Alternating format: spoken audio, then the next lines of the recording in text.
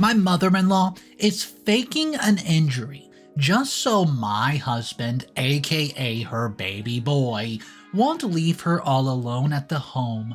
Guys, it's pathetic, but there's so much more I have to tell you. My relation with my mother-in-law were very typical, but my ways of retaliating against her were not. So I played a little prank on her to return the favor, and though it had some side effects. Hi, my name's Tanya. I'm 28, female, and I'm writing this down to you in my classroom, where I work as a primary teacher. I love my job because I'm very fond of kids and love teaching them new things and nurturing their curious minds. I had my student Max, he's 6 years old, who had turned into my nephew recently. I know, it sounds weird, but actually, on the day of his parent-teacher meeting, he was accompanied by a guy who was later found to be his maternal uncle. Max's mom was his sister, and he came up on her behalf to collect his report card. Max was an amazing student, though a little notorious, but a person with a kind heart nonetheless. He's a pure soul, and was clearly evident that he had inherited this kindness when I first encountered his uncle, whose name was Ryan. He was a funny guy, and I did not realize how quickly time flew by with him, and I admit that I developed a great bond with Max as well. I could not be partial to my student, so I could only be friendly with them outside the classroom. You must be wondering where I met Max. Well, it was only because Ryan made him an excuse for extra tuition. It was quite obvious. He was trying to set up the meeting, and as expected, he asked for a coffee date. We spent 4 dates and movies, and well, it was really fun spending some time with him, and I could imagine spending the rest of my days just like this. And I was delighted when I was proposed to get married. I was grateful that we were on the same page, and we had the same expectations of one another. But things were not as easy as they seemed to be. I was scared that it would not last very long. Therefore, when I first met his family over dinner, his dad was just a reflection of Ryan. His face, his personality, and most importantly, the kindness that both Max and Ryan inherited. Ryan belonged to a rich family, and his dad had such an influential personality. Meeting with him, I learned that generous people are often rich by money and by heart as well. But I could not claim the same thing for my mother-in-law, Fiona, who just looked down upon me on her first meeting and greeted me with a backhanded compliment. She did not take me seriously until Ryan finally announced that we had decided to be married.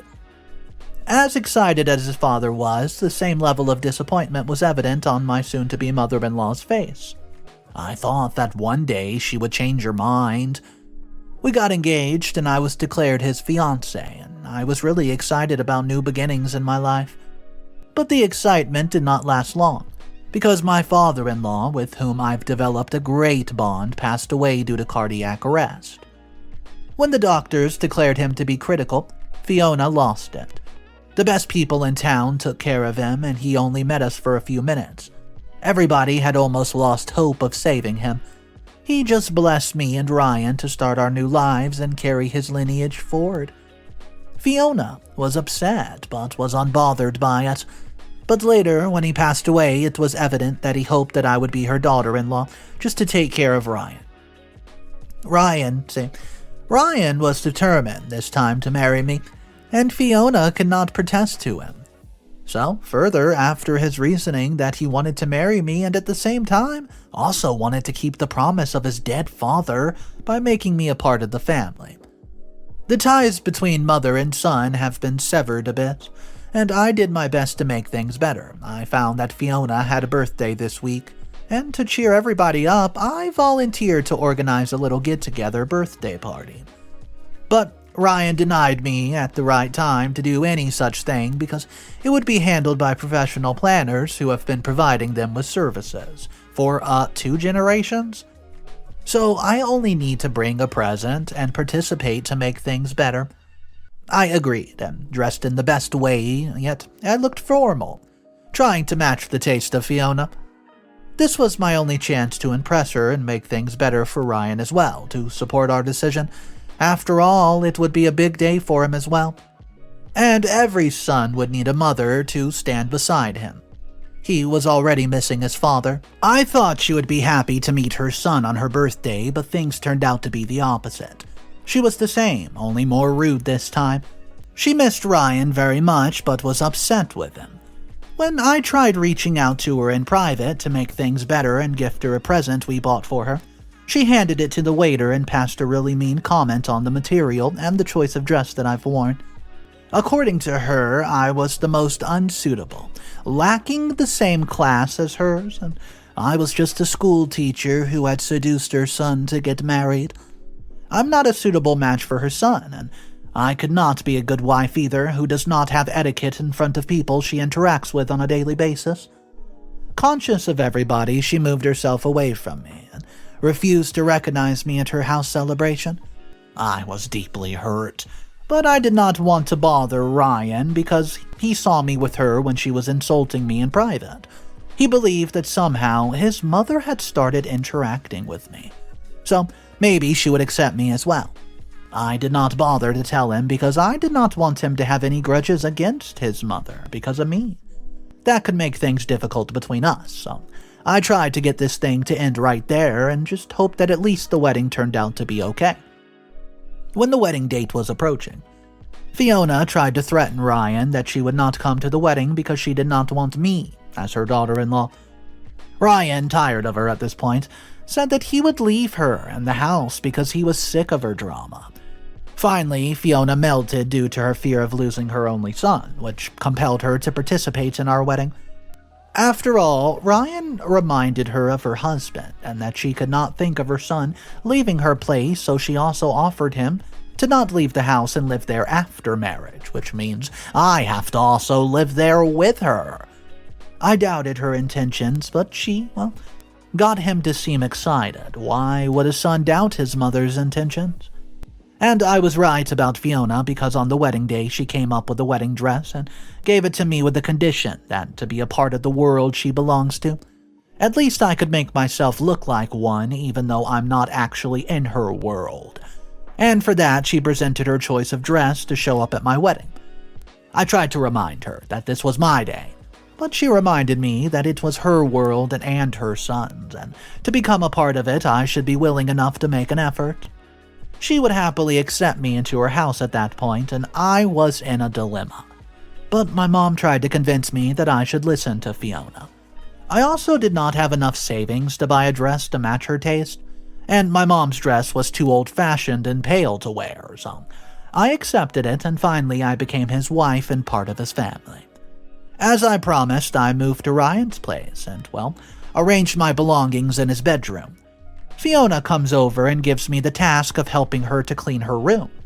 There were antiques that she wanted to discard and make space for, and I entered and started taking the items that I thought were useless, but after some time she came up with Ryan, and he started yelling at me, asking why I was throwing the antiques. I reasoned that they were useless. He did not listen to the whole thing and said that I should let his mother live the way she wanted. I tried to justify myself by saying that I was helping because she asked. But later I realized that she had framed me in accusations, and I tried to kick Fiona out of her room and started discarding the old items that belonged to her. The atmosphere turned really tense because I was furious at Ryan for believing the BS that his mother was saying. Meanwhile, I saw Max entering the room. He came up to meet his grandmother, to play and to listen to stories from her. Fiona started acting like, a victim, when she saw Max coming to her, saying that I was causing his grandmother trouble, and Ryan was also falling for the drama. I went inside my room and just refused to talk to Ryan because he did not believe me or care to listen to my side of the story. Since that accident, I've had an argument with him. Max witnessed me in this furious state, and his grandmother was helpless and sobbing. He grew distant and gradually stopped responding to me. I did not understand what was bothering him. I did not want his grade to suffer due to this, and Max often comes to pay a visit to Fiona at least 4 to 5 times a week and has a few friends in our neighborhood. He also comes on weekends to our place because most of the time his mother is away as she's a flight attendant. She was seldom at home, so it was convenient little option to leave him here instead of hiring a nanny for him. As I was saying, Max's behavior changed recently and I could not figure it out, and somewhere it has also started affecting his grades as well.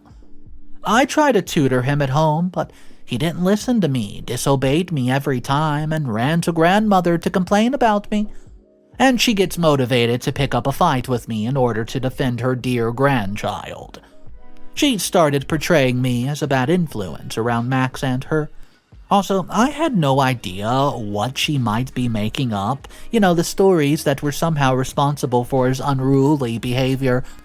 And the worst part is that other students have also started behaving the same as Max. I was not a strict teacher, but now this has forced me to act like that to instill discipline amongst my students. But it seems like things are getting out of hand because one morning I picked up one of my students to answer what I was teaching because I saw him simply not paying attention.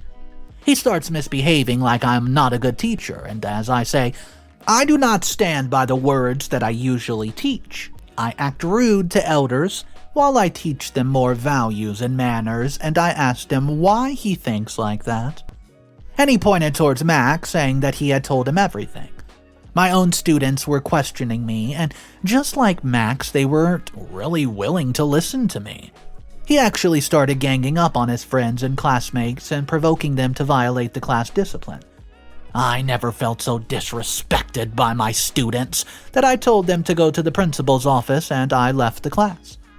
I took half day from work and confronted Ryan, saying that I wanted to move out of the house since I could not bear to stay there. And how would I justify to him that due to his mother, he starts misbehaving with me to the extent that it was also reflected in the classroom? And he started spreading rumors and gossip against me with his friends and classmates. I could not understand how I was supposed to deal with the malice that Fiona had penetrated into my life through her grandchild, Max.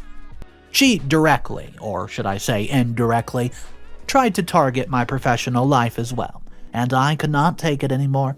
Ryan, seeing me troubled, did not argue with me much or even reason with me. When I told him about my suspension, he simply said that he would need some time to make his mind up, and I could not understand how to convince Ryan to understand my sitch.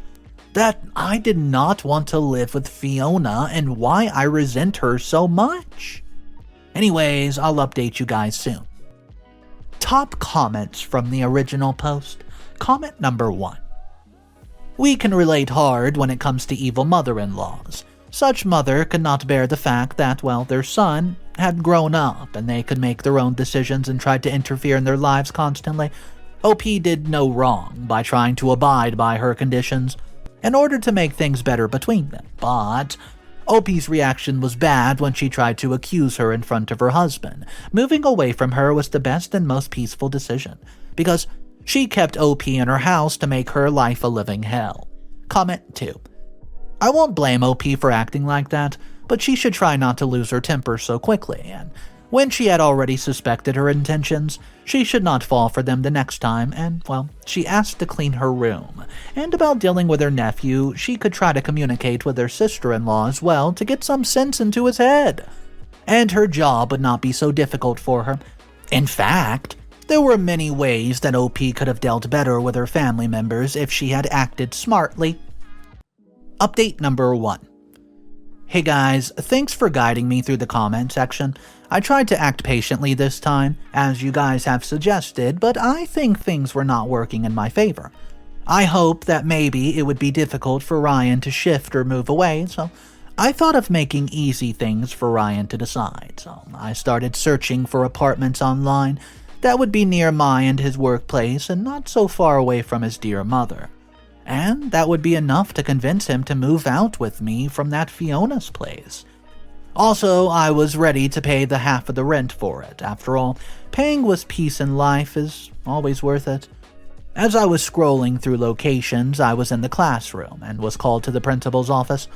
Curious, I went there, and I saw my sister-in-law sitting with Max. I greeted them happily, but they did not exchange the same energy. Max's mother simply looked at the principal, and the principal began talking about how they got into a situation and tried to explain to me that Max's academics and grades were getting affected because of my behavior at home, and he does not feel comfortable around me in the classroom. Also, other students don't want to be taught by me, so she thought of giving me a break from work to give some time just to clear up the issue in my personal life. And they should not hinder my professional life. I requested a second chance, and she said that itself was the second chance because I broke the rules by threatening my students. She provided the justification that I occasionally glared angrily at him and other people, which might trigger students and cause them to become anxious. I question those words.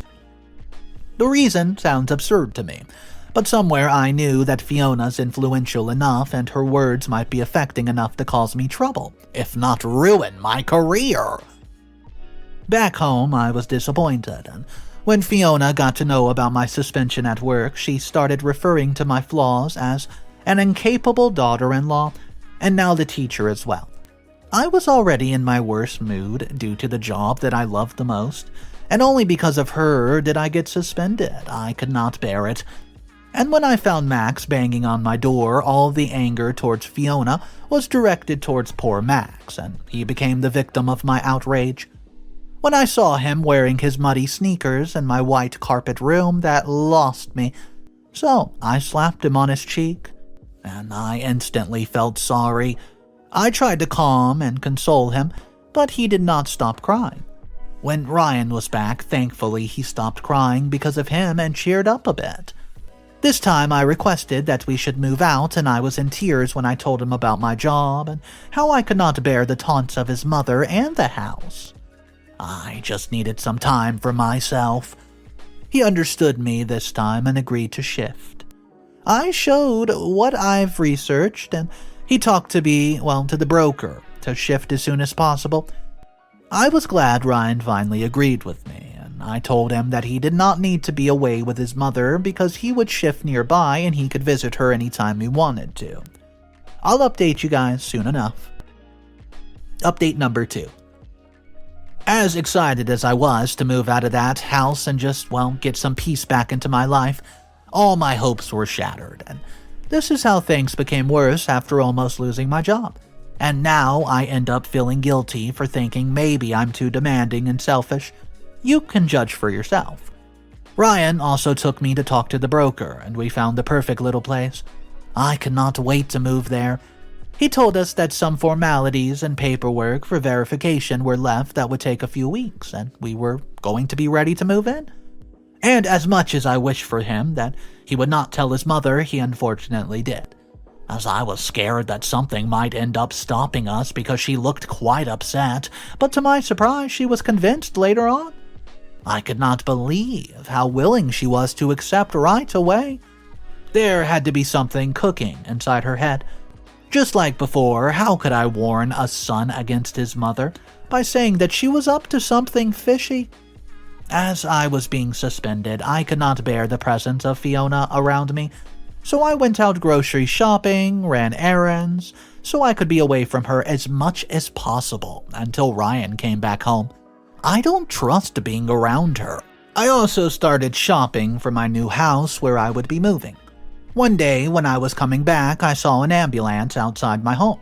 My goosebumps rose and I got anxious while listening to the blaring horn and people rushing outside. I was rushed inside and introduced myself as a family member. They told me that Fiona had been injured as she slipped through the stairs, and she was claiming that she had broken her leg.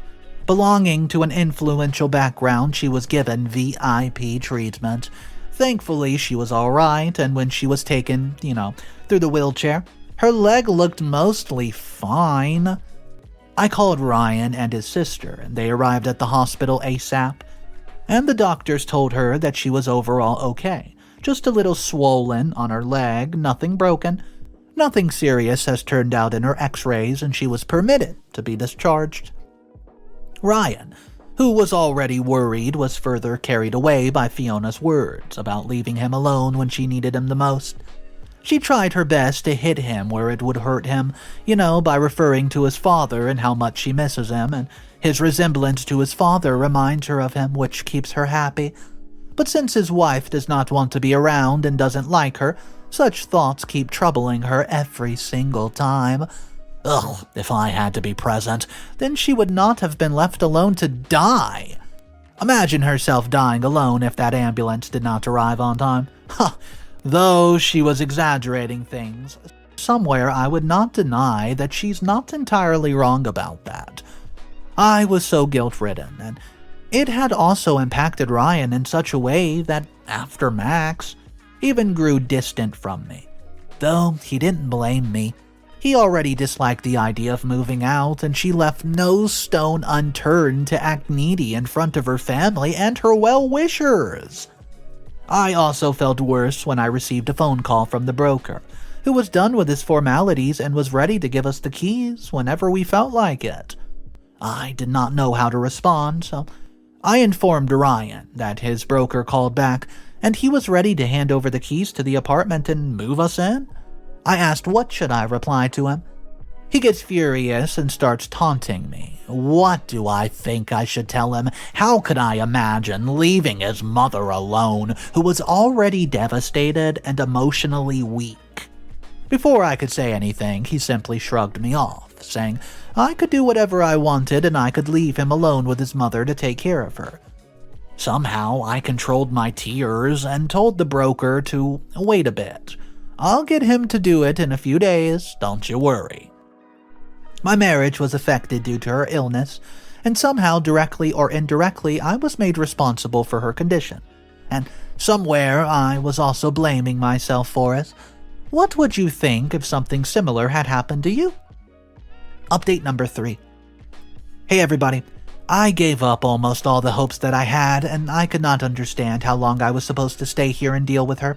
But I found something really important today, and things started getting a little bit better after it. Ryan was so upset that I could not gather the courage to talk to him. I thought of giving him some space after all.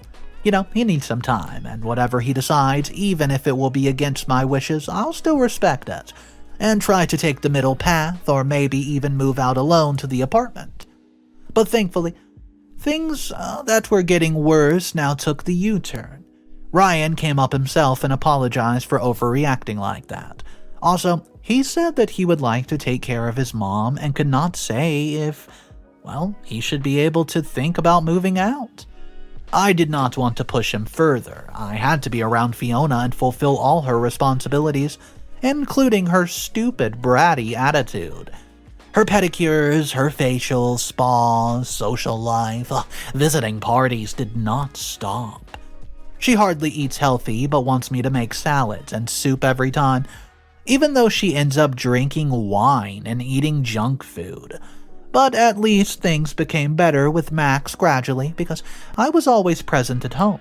And now she cannot talk nonsense behind my back. Before she could not have as much privacy as I was responsible for being around her every time and taking care of her.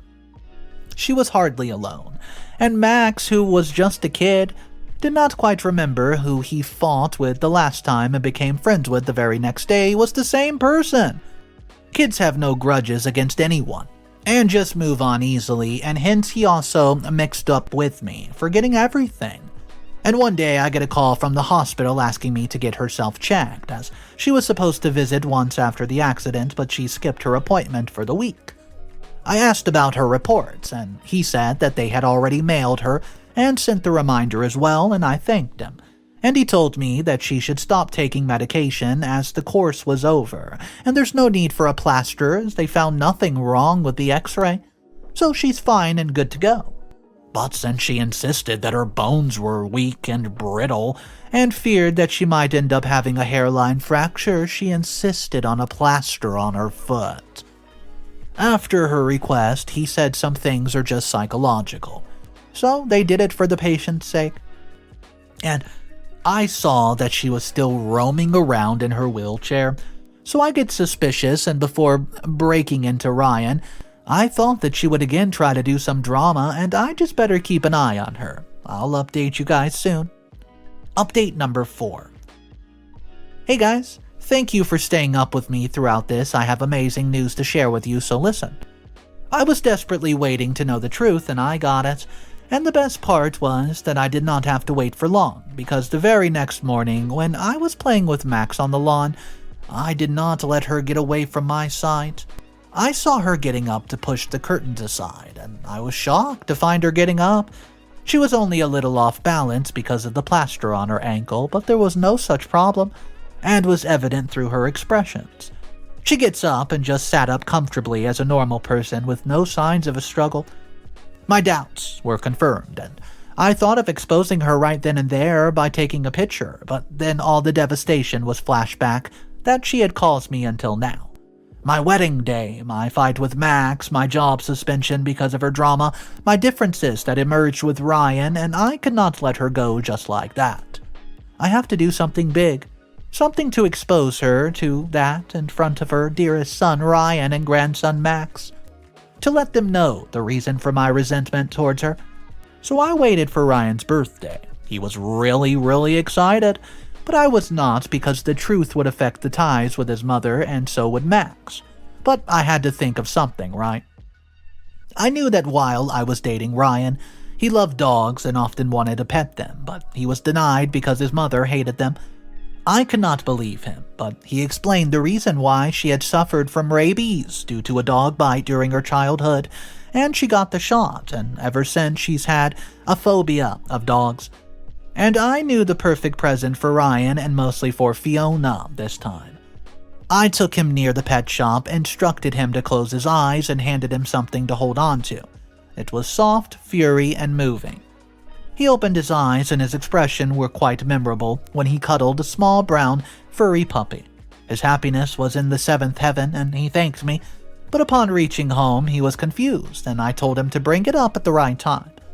I invited everyone. Well, Max with his parents, Fiona's friends and other ladies, Max's neighbor and his friends, Ryan's personal clique, and our common friends.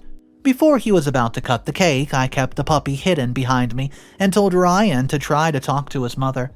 He initiated the conversation, but before he could mention the dog, I brought a small puppy forward, and Fiona's reaction was the star of the show. She screamed, got up from her chair, and starts running away. The puppy also jumped up and started chasing her. It was hilarious. The entire party was shocked to find her running around with a plaster on. Ryan and Max were stunned to find Fiona perfectly fine, and Max told her to hold the puppy, and Fiona, standing there, forgot that she was injured and was not able to move without a wheelchair until I reminded her that my mother-in-law was gaining sympathy through her fake disability, and now my little prank had ruined it and made her fit and healthy just like that. She realized that she was caught this time. Ryan was quite upset on his birthday, and he told me that he would be leaving the next morning for the rented apartment. Fiona tried talking to him, but Ryan did not listen this time, and I felt bad that he had lost trust in his mother when he saw her real face, and before moving away, I gave her our address and invited her to family dinner, in the hopes of making things right between them. And soon after moving in, I also got my job back. Top comments from the updates. Comment number 1, kudos to the OP. She had successfully exposed her mother-in-law's intentions right in front of everybody, and she was left with no scope for explanations or excuses. All her efforts fell futile with just one moment of her carelessness.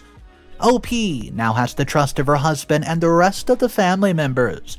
I felt sorry for her husband, who had trusted his mother so much, and got this in return. And OP was also sensitive to the fact that even while exposing her truth, she still tried not to harm the relations between the mother and the son. Comment number 2. It was a smart move by OP to expose her mother-in-law so cleverly, but I don't think she was very sensitive towards the relations between the mother and the son, because if she had been, she would not have planned and done everything to such an extent to cause her public embarrassment on her husband's birthday. She was clearly enjoying the show, and entertaining others as well, and if she had been that sensitive, she could have forgotten the revenge and thought of her husband, who would get secondhand embarrassment, and she could have just shown the pictures and got over it. So, better drop the act. So it looks like the mother-in-law's lie was caught with the whole family. I mean, come on, guys. I don't even know who would have believed her anyways. After the doctor specifically said there was nothing on the x-ray. Wouldn't that tell you she's probably faking it? Her excuse for a hairline fracture, needing a plaster on her foot was so ridiculous. The doctor even looked at her like she was crazy. Let me know your thoughts about this story though, guys. What exactly you would do if you were in OP's position? Or if you have your own in-law story that you want to share, drop it downstairs in our comment section. Thank you guys for joining me today. My name's Mr. Reddito, and if you guys are new here, we do this every single day. So stop on by tomorrow, see what the story is. Don't forget to subscribe, and I'll see you then, but remember, it's cool to be kind. See ya.